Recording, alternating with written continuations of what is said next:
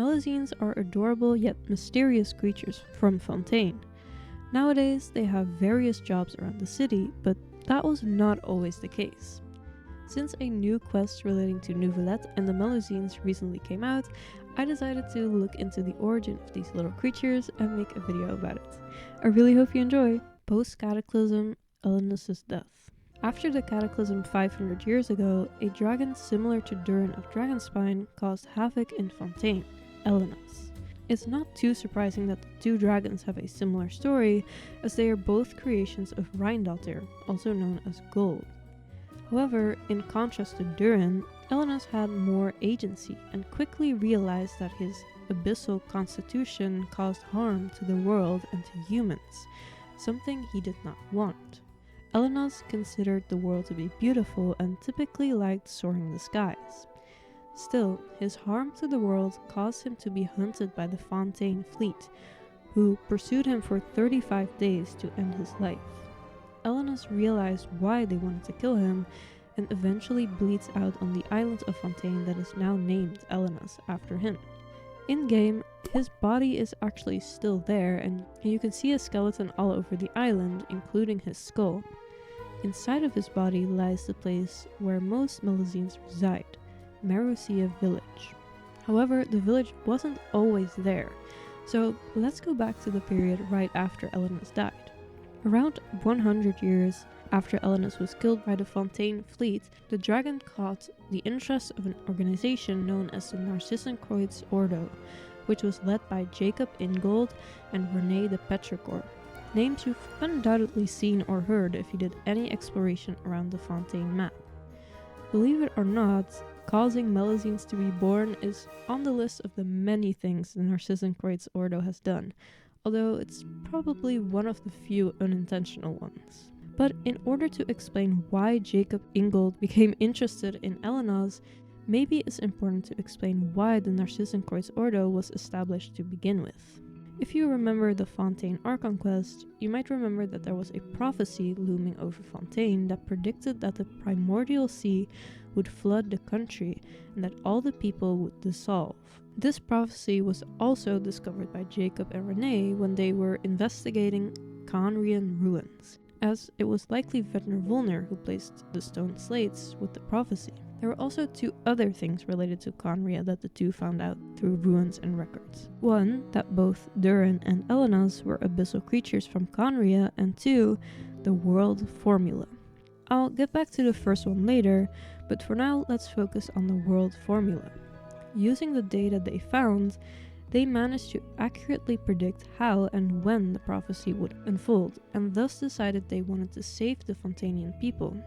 And so they created the Narcissenkreuz Ordo to do more research and create the solution.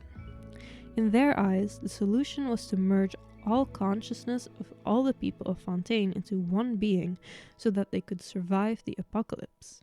The research and experiments done by this organization primarily focused on that goal. To stay on the topic of Melusines, I won't go into too much detail about the experiments, but what's important to know is that René became the first subject of the Ordo's experiments regarding will and consciousness, and taking them from one body and putting them in another. This initially failed, which killed René, but Jacob eventually managed to put René's consciousness into a creature that he named Narcissenkreuz. Anyway, to return to the first point from earlier, Jacob, after discovering that Elynas was an abyssal creature, used his blood to strengthen himself.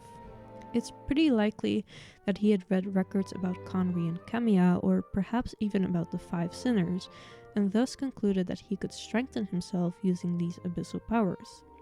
Surprisingly, Jacob was actually able to resist and handle this immense power, and he kept returning to take Elynas' blood for many years. However, this, coupled with Narcissenkreuz and some of the fatal experiments of the Ordo, led to the organization being stamped as an extremist group, with subsequently the Marechaussee Phantom coming to arrest its members. But Jacob did not just let himself get arrested, and he fought back, and caused an explosion inside of Elynas' body. This battle killed Mary-Anne Guillotin, and severely damaged her robot dog assistant Seymour, who was made by her brother Alain, who also created Sandrone and Polonia, by the way. When this explosion happened, Elynas' body got pierced by mechanical parts. This event is what caused the Melusines to be born. It's not entirely clear why exactly this happened, but if I had to guess, it probably has something to do with the Arche. I believe this makes sense as Elan actually invented the Arche system and all clockwork mecha of Fontaine used the system. I theorize that the Melusines came to be from a combination of the pneumosia energy and the abyssal energy.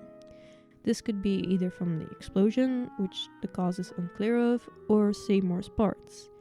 I also believe that Melusines cannot be purely abyss as they are extremely docile creatures, while most other abyssal life forms are not.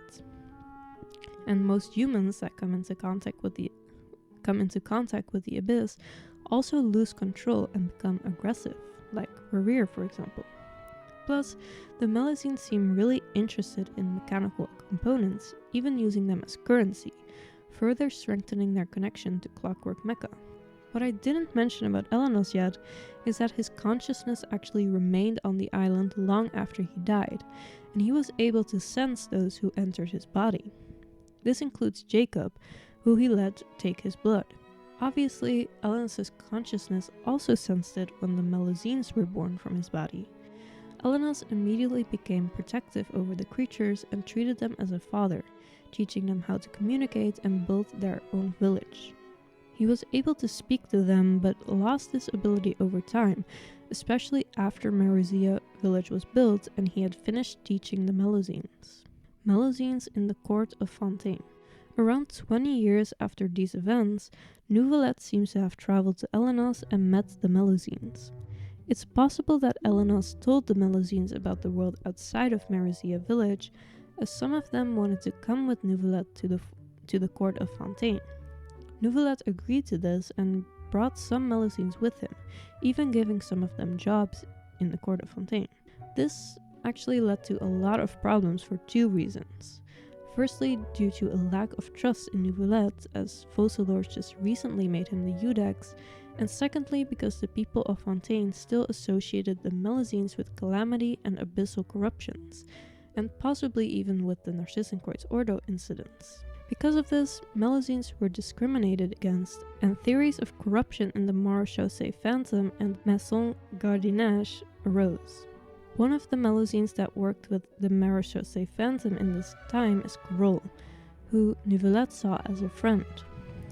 In Neuvillette's story quest, we find that Kroll and Vautrin, another friend of Neuvillette's from the Special Security and Surveillance Patrol, worked hard to protect the peace in Fontaine for at least 5 years, as they were awarded a medal for it. Even after 5 years, the Melusines are still not accepted in Fontaine by most people, and living peacefully among the other species seemed like an unacceptable idea to them.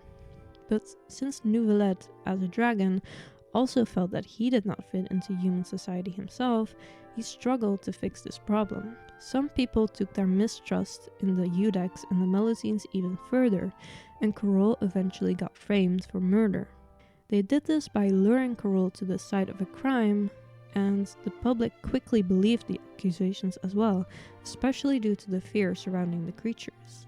Due to the public debate around the case, and since Kroll did not want people to fight, she ended her own life. This is very reminiscent of Elynas' death, as he also died after realizing his life caused others misfortune. Of course, in Kroll's case, it is not actually true, but it's likely how she felt and the reason she ended her own life. Vautrin, who was aware that Kroll was framed, got angry and killed the accusers in revenge. Of course, Neuvillette, as the Eudex, then had to sentence Vautrin for this murder. Even though the problems between humans and Melusines had been there for several years, this incident made Neuvillette realize that more had to be done in order to protect the Melusines and guarantee a peaceful coexistence between the two species. And that's something we definitely see in the game now. Melusines in the current day. In Neuvillette's voice lines, we find him talking about Melusines. This voice line makes it clear that stricter laws have been established regarding the treatment of Melusines. For instance, Neuvillette personally made it a law that people have to refer to Melusines with she, her, and not it. This means that Melusines are treated less impersonally, and thus on an equal level as every other citizen of Fontaine. Melusines are generally treated better in the game as we know it, and we see them everywhere. Not only are many of the members of the Marechaussee Phantom Melusines, they are also found doing a manner of other jobs around the city, and even the ones that stayed in Marechaussee village have their own hobbies and interests. But that does not mean that every threat is gone. Jacob, for instance, managed to live for the past 400 years as well, and in the quest Ancient Colors, we found out that he hasn't given up on the goals that the Narcissenkreuz Ordo once had 400 years ago. He still wants to use Elynas' blood, but knows it won't be so easy anymore after the arrests of many Ordo members. That's when he discovers that Mamere, one of the Melusines, unintentionally used Elynas' blood as red paint. In order to achieve his goals, Jacob attempts to obtain the paint from Mamere by hiring some eremites to get the paintings for him, by what appears to be any means necessary. Luckily, the Traveler steps in and helps Mamere out. And in the quest, the Algae Sea, we run into Jacob again, and it's clear that Jacob's goals have shifted slightly, and he's become more obsessed with bringing Narcissenkreuz, the monster he turned Renee's consciousness into, back. Then we have the case of Chiara in Neuvillette's story quest. In this quest, the Melusine Chiara receives a threat letter. Upon hearing about this, Neuvillette is immediately reminded of the turbulent period where Melusines and humans did not get along, and is especially worried that a situation similar to Kroll's death will unfold again. That's why he decides to personally take on the case and investigate who sent the letter, together with the Traveler. As it turns out, the letter was actually from a prisoner whose case had been handled by Chiara and was unhappy about the outcome. Even though this threat to Chiara was just an exception carried out by a spiteful criminal, it's clear that what happened to Kroll still affects Neuvillette deeply, and he sees it as his responsibility to protect the Melusines. Also, notably, all the people who heard about the threat letter wanted to step in and protect Chiara, which shows again that the general public opinion about Melusines has changed in Fontaine in a positive way. Regardless of these two situations, it's clear that Melusines are better accepted into the current society, and their bond with Neuvillette remains ever strong. The Melusines see Neuvillette as a perfect father figure, which might be due to the fact that he is also a dragon, just like Elynas, their original father. But the two figures are also both soft-natured, and they treasure the life forms in Tevat, feeling especially protective over the Melusines. To show Neuvillette how grateful they are for all the gifts he sends them, the Melusines crafted him a more laid-back outfit that he can wear to his outings to other regions. And we see him wearing the outfit at Lantern Rite, and he seems really happy with it. And basically, the Melusines lived happily ever after. I really hope you enjoyed this video. Please let me know by giving it a like and subscribe if you want to see more videos like this. Thanks for watching, bye bye!